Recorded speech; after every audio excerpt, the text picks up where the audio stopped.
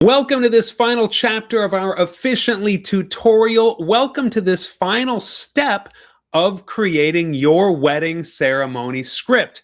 This is as easy as one click of a button, much like other parts of Officiantly, but I do want to show you, as I did before, the functionality and how things work so you can see how you are in full control all the way to the end of the process. And that is something I really want to emphasize here, is you can continue to edit this script even in its final draft form, and even when you export it to your DOCX file to use on a program like Word or something like that. You are never locked in. You should never feel afraid that if you do something, you are completely setting the script in stone and it cannot be changed.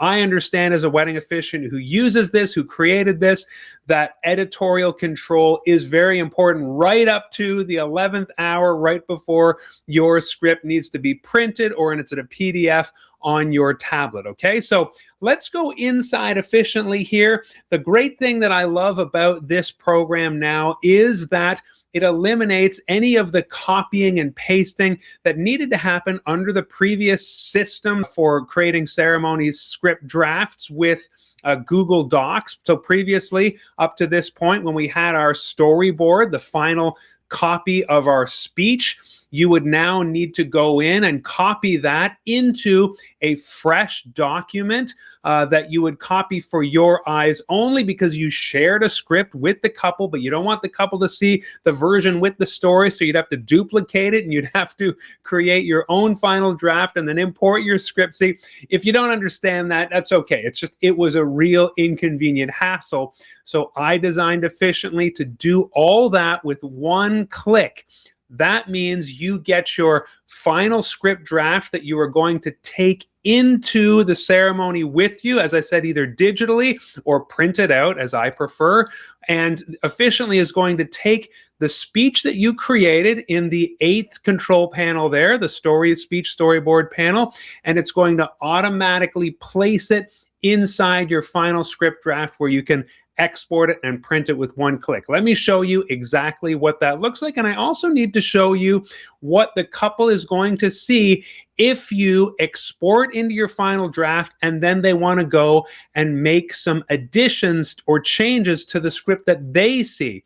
That could be tricky, right? So we've made sure Officiantly takes care of that little contingency, all right? But let's go in here to the ceremony script final download area. Now, when we click this, you are going to see this pop up. Your attention is required. Once you choose to generate the final script, you won't be able to edit the final script draft anymore, but only the final script. Are you sure you want to continue?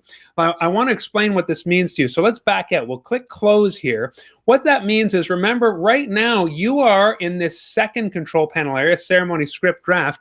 You are seeing the same version as your couple is seeing. And when they flag things, when they make notes, you are going to see that. You'll get an email informing you that they have made a change that they would like you to pay attention to.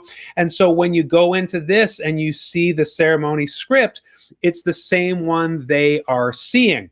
Now you're at that crucial stage of your ceremony preparation process where you are going to create a final script draft, and that is going to be a second document. Like I said before, the reason for this, even under the old system that I had created, was that I never wanted myself or anyone who's in Unboring Wedding Academy, the style and system that I teach, I never wanted their couple, my couple, to see the stage version or the master version that you would carry with you into the ceremony, because it has the story in it. And no couple has ever seen my speech before I go out there. That's one of the great joys of the Unboring Wedding style and system. So that means it needs to be a separate version, a different script than the one that they see. And so what we needed Officiantly to do here was to stop your couple from thinking they could continue making edits that you would see once you kind of cross this line into this stage. They will need to contact you directly.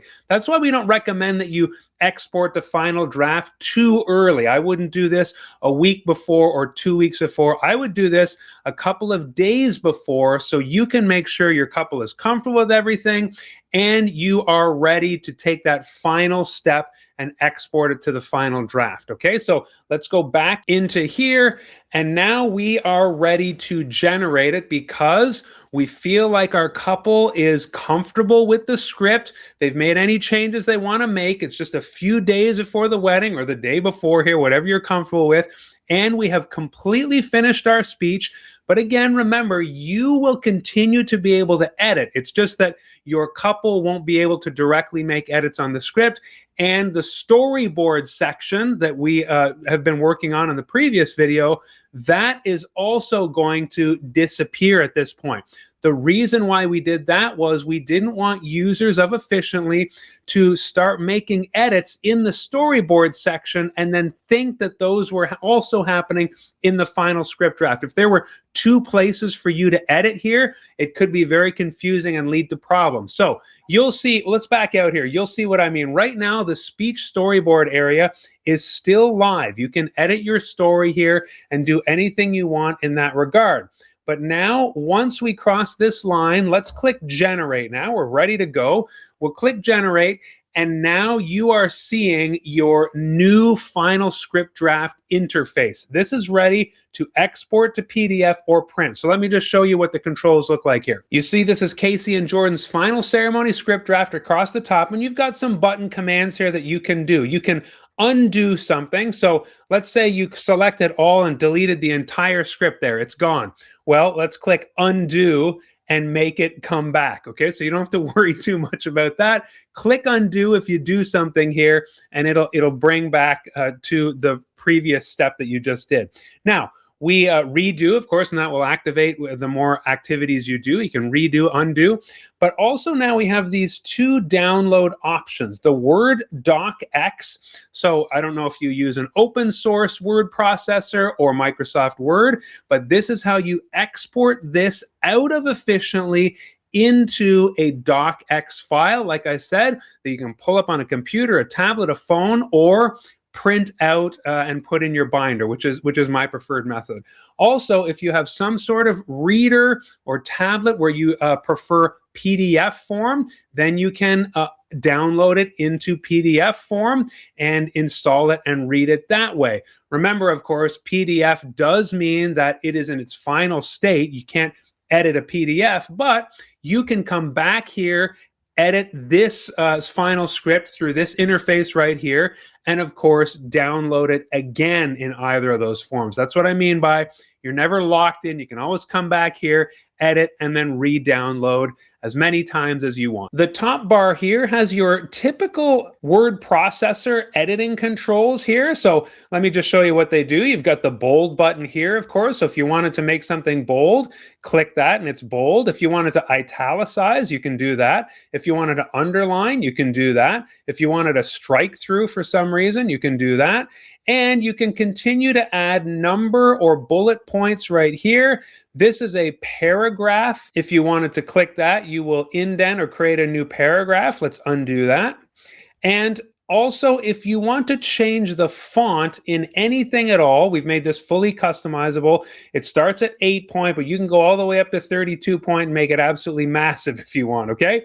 So I understand that this default may not be your favorite. It is mine, and it's what I recommend.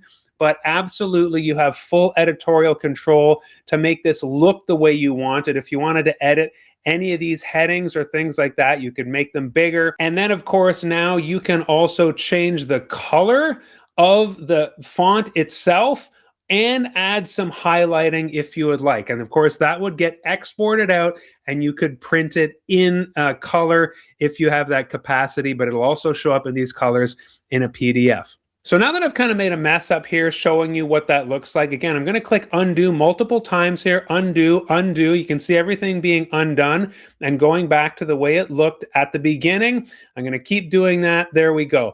Now let me show you what this looks like. We've got the black headings. Everything that is in blue is a stage direction. If you remember, I know it was a long time ago, but all the way back when we were in ceremony script draft, one of our earliest videos, when we added an item, we selected what kind of item we were adding to the script. Was it a stage direction? Was it a note? Was it the officiant speaking, that kind of thing? That is so that it would be formatted in this way, because I like the parts where I'm speaking to be different than stage direction. So you see here all the lineups and things like that. You can add and change indentations and spacing if you'd like. This is the default. And then, of course, when you start speaking, it is in black. Good afternoon, everyone. Are you ready? My name is Mark, etc. Then the entrance happens, and you can see here everything we added.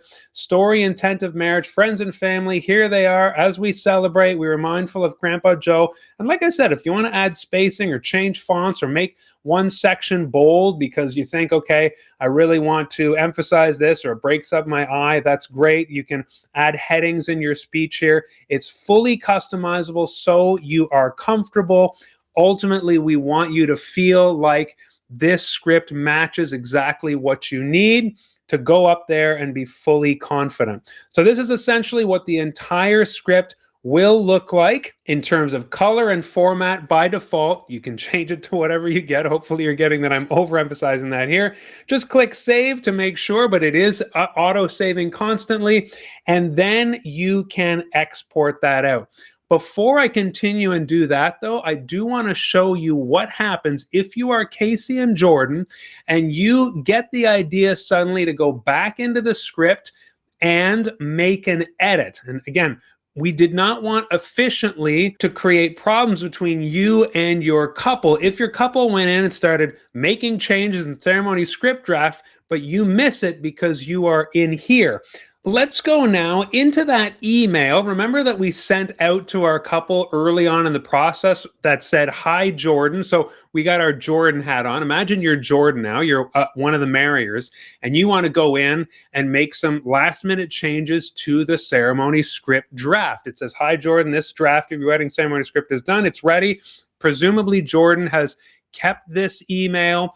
They know to go in through that button whenever they want to make any changes. Well, now let's go to read your script, click this button, and see what happens. What we have here is a pop-up. Jordan can see that they're in the right place because the script is there, but it's kind of grayed out.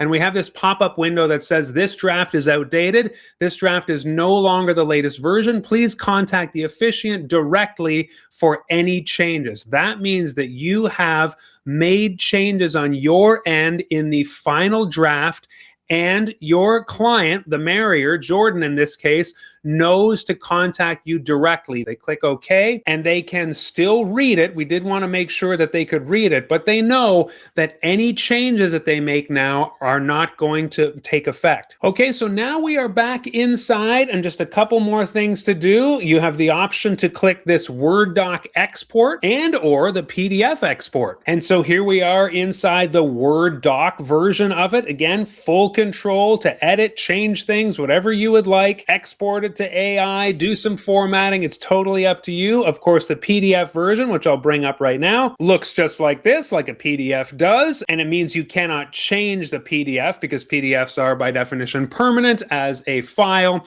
but you can go back into the final script draft editor anytime and re-export, re-download however many times you want. So that about covers the final script draft area. Let's zoom back out here and take a look at all 9 control panels that we covered in this tutorial. First of all, you created the ceremony back here, and let's go to edit. So I'll just remind you of that. Casey and Jordan's information is here, their email addresses, the venue, the date, all that good stuff. And you chose your template, and you can change that template when you get started on creating the script. You conducted your wedding workshop with your couple. You exported it to the ceremony script draft. You asked them to fill out their questionnaire with a click. They sent you your responses. This is where you check the family and friends. You sent that questionnaire with a click. Then they sent in their responses. The Love Story Caster, Casey and Jordan, your couple's story answers are going to be there automatically. Then with a click, you generated the love story. It put it right into the speech storyboard, along with all the love about answers from your couple, everything there at your fingertips for editing and finessing. And then you exported that. You created your final script draft, and then you downloaded it into your favorite formats of your choice, either DOCX or PDF, and you are good to go. Officiantly is the most powerful wedding officiant celebrant software there is. I use it for every single ceremony. I know you are absolutely going to love it. It saves tons of time and energy so you can focus on serving your couple and performing the absolute best wedding ceremony they have ever seen. And then, of course, you're going to be asked to do it again and again and again. So, to your success, fellow officiant and celebrant, we know this is an amazing profession, and Officiantly is going to help you create the very best wedding ceremony they have ever seen.